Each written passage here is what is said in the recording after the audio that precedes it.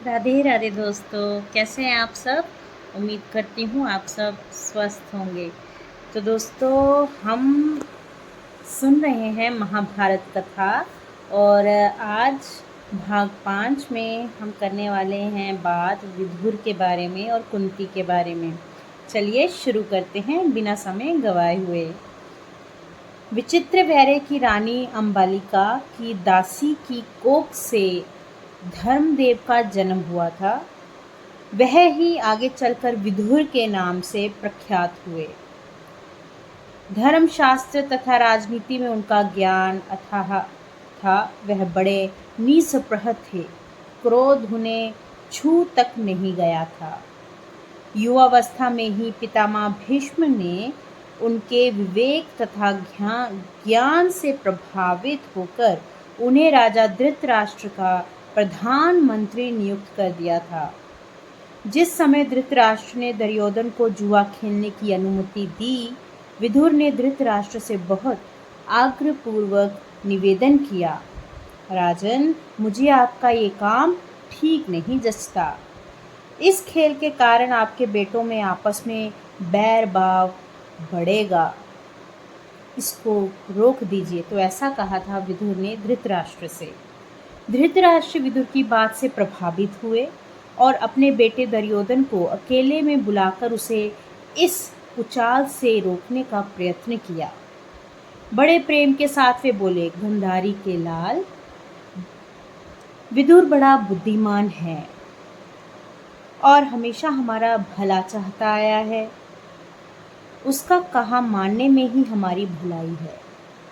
वत्स, जुआ खेलने का विचार छोड़ दो। विदुर कहता है कि उससे विरोध बहुत बढ़ेगा और वह राज्य के नाश का कारण बनेगा। छोड़ दो इस विचार को।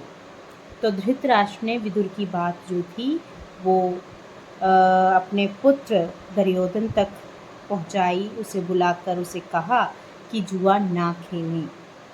धृतराष्ट्र अपने बेटे को सही रास्ते पर लाने का प्रयत्न करा, किंतु दुर्योधन ना माना।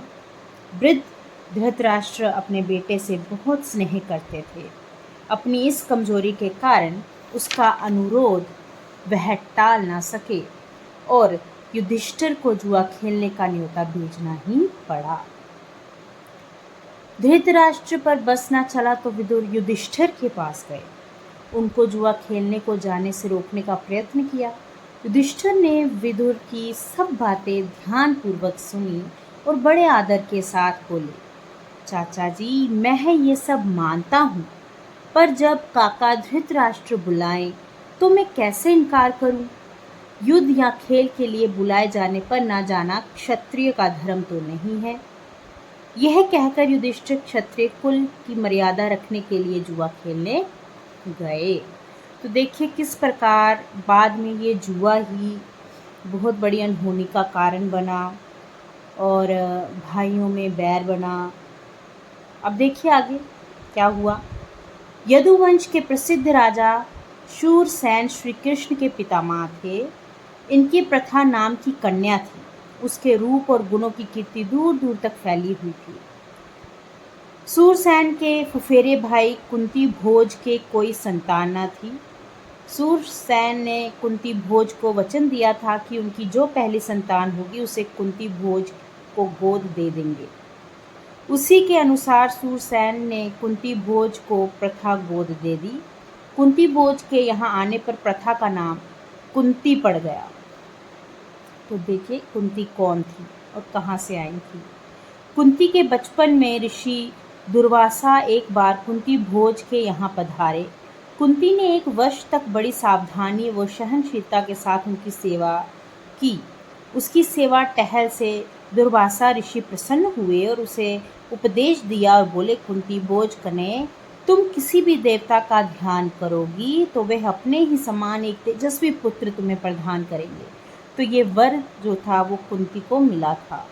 इस प्रकार सूर्य के संयोग से कुमारी कुंती ने सूर्य के समान तेजस्वी एवं सुंदर बालक को जन्म दिया। जन्मजात कवच और कुंडलों से सुशोभित वही बालक आगे चलकर श्रेष्ठ कर्ण के नाम से विख्यात हुआ। लेकिन अब कुंती को लोक निंदा का डर था, क्योंकि कुंती अविवाहित थी और उन्होंने ऋषि के जो वचन थे उनको एक तरह से कहिए आजमाइश की कि क्या सच में ऐसा होगा। तो सच में उन्हें पुत्र हुआ, सूर्य पुत्र हुए, जिनका नाम करण था। इसलिए बच्चे को एक पेटी में बड़ी सावधानी के साथ बंद करके उसे गंगा की धारा में बहा दिया। बहुत आगे जाकर अधिरथ नाम के एक सारथी की नज़र उस पर पड़ी। उसने पेटी निकाली और खोलकर देखा तो उसमें एक सुंदर बच्चा सोता हुआ मिला। अधिरथ निसंतान था। बालक को पाकर वह बड़ा प्रसन्न हुआ। सूर्यपुत्र करण इस तरह एक सारथी के घर पलने लगा। इधर कुंती विवाह के योग्य हुई। राजा कुंती भोज ने उसका स्वयंवर रचा। उससे विवाह करने की इच्छा से देश विदेश के अनेक राजकुमार स्वयंवर में आए। हस्तिनापुर के राजा पांडु भी स्वयंवर में शारिक हुए थे। कुंती ने उन्हीं के गले में वरमाला डाल दी। महाराज पांडु का कुंती से विवाह हो गया और वह कुंती सहित हस्तिनापुर लौट आए। उन दिनों राजवंशों में एक से अधिक विवाह करने की प्रथा प्रचलित थी। इसी रिवाज के अनुसार पितामह भीष्म की सलाह से महाराज पांडु ने मद्रराज की कन्या माद्री से भी विवाह कर लिया। एक दिन महाराजा पांडु वन में शिकार खेलने गए। वहीं जंगल में हिरण के रूप में एक ऋषि दंपत्ति भी विहार कर रहे थे। पांडु ने अपने तीर से हिरण को मार गिराया। उनको ये पता नहीं था कि ये ऋषि दंपत्ति हैं। ऋषि ने मरते मरते पांडु को श्राप दिया। ऋषि के श्राप से पांडु को बड़ा दुख हुआ। साथ ही वह अपनी भूल से खिन्न होकर नगर को लौटे और पितामह भीष्म तथा विदुर को राज्य का भार सौंपकर अपनी पत्नियों के साथ वन में चले गए और वहां पर ब्रह्मचारी जैसा जीवन व्यतीत करने लगे।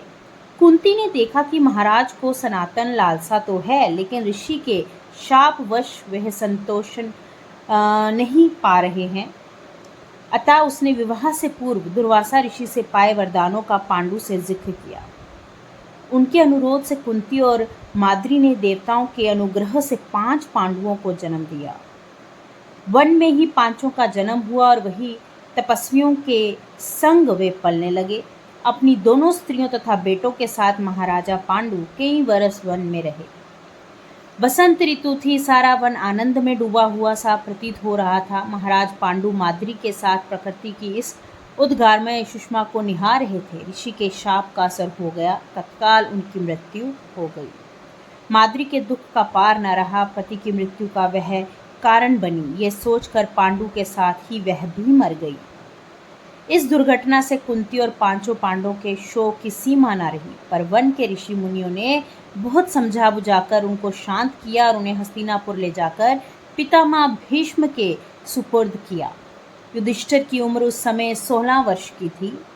हस्तिनापुर के लोगों ने जब ऋषियों से सुना कि वन में पांडु की मृत्यु हो गई है तो उनके शोक की सीमा न रही। पोते की मृत्यु पर शोक करती हुई सत्यवती अपनी दोनों विधवा पुत्र वधुओं अंबिका और अंबालिका को साथ लेकर वन में चली गई। तीनों वृद्धाएं कुछ दिन तपस्या करती रही और बाद में स्वर्ग सिधार गई। अपने कुल में जो छल प्रपंच तथा अन्याय होने वाले थे उन्हें ना देखना ही संभवतः उन्होंने उचित समझा। तो ये आज की कथा भाग 5 और 6 हमने पढ़ा, जिसमें विदुर के बारे में और कुंती के बारे में हमने जाना। हम अपने महाभारत कथा भाग 7 में भीम के बारे में पढ़ेंगे, भीम के बारे में जानकारी हासिल करेंगे। तो मित्रों, मैं चाहूँगी कि आप भाग 1, 2, 3, 4 ज़रूर सुने, क्योंकि आप अगर वो भाग जो मैंने सुनाए हैं उन्हें सुनेंगे तो आपको भाग 5 और 6 जो मैंने आज पढ़ा और सुनाया वो अच्छे से समझ में आएगा। आज के लिए इतना ही। राधे राधे।